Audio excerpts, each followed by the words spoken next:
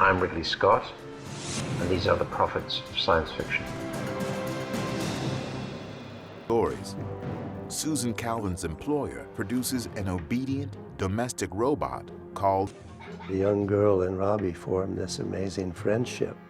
However, in the background of this story, there is the mother and father decide to get rid of their robot. Robbie's removed from domestic life and cast out into a world of industrial labor. The daughter becomes so distraught that her father reconsiders. He takes her to the factory where Robbie now works. And the young girl sees Robbie and she rushes toward Robbie.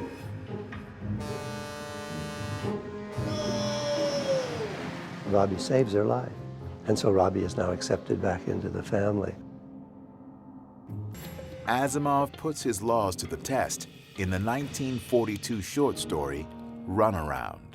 Asimov's Runaround is about a mining operation, but it's dangerous to go out and get it, so they send out this robot to go get it. Asimov names the robot Speedy. They send out Speedy for a 5-hour mission. They discover Speedy near a selenium pool, and he seems to be almost drunk. What's happening here is two of the laws of robotics are in conflict. The second law of robotics, to obey all of man's orders, is driving him to the pool of selenium.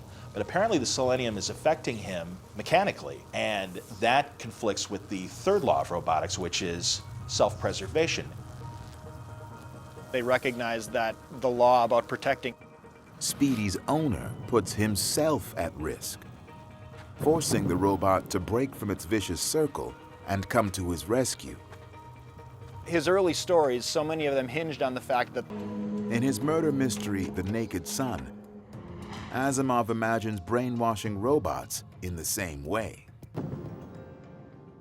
The antagonist tried to get the robots in The Naked Sun to violate the first law of robotics by changing the...